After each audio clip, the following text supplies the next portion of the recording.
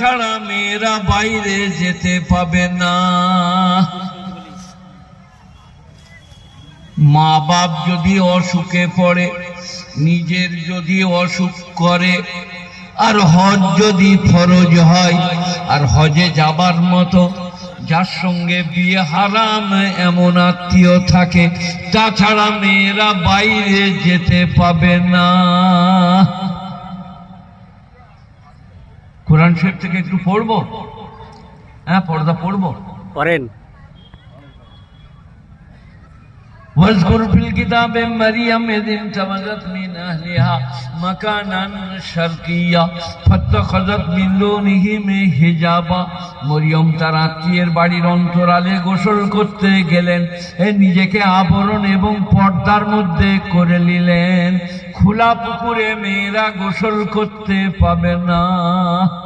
বাপের খিড়কি হলে আলাদা, আর না হলে চট টেঙে দাও, তাল পাতা দিয়ে ঘিরে দাও, সেখানে মেয়েরা গোসল করবে। আমি কিছু ছেলের জন্য বলছি, পর্দা কিছু মনে করবে না ছেলেরা। সমন্দিকে সাইকেলে চাপাচ্ছে, তো বলছে হ্যাঁ আমি সারাদিন চালাবো, তুই একবার টান। আর শালিকে চাপাইছে, বুঝলেন? শালি বলছে দুলা ভাই কষ্ট হচ্ছে, বলছে কোনো কষ্ট না, সাইকেলের চেন ছিঁড়ে দেবো, তুই চুপ করে বসে থাক খালি। আসতে দেখো কিরকম শালিওয়ালা লোকগুলো। কথাগুলো বোঝার চেষ্টা করো, ভাবো, দেখবে আজকেও ভালো হবে, কালকেও ভালো হবে। ইনারা অনেক নামি দামি বক্তা এনেছেন। আমি দেখলাম যে আপনার থেকে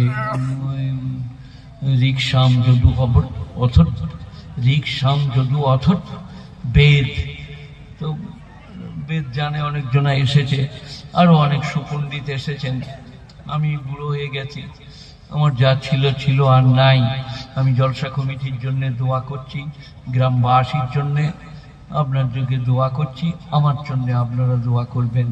আল্লাহ আমাকে আপনাদের সকলকে আমল করার তৌফিক দান করুক। একটা মহলা বলছিলাম ভুলে গেলাম। মেয়েরা যদি জোরে নামাজ পড়ে আলহামদুলিল্লাহ রাব্বিল আলামিন আর রহমানির রহিম, নামাজটা ভেঙে যাবে।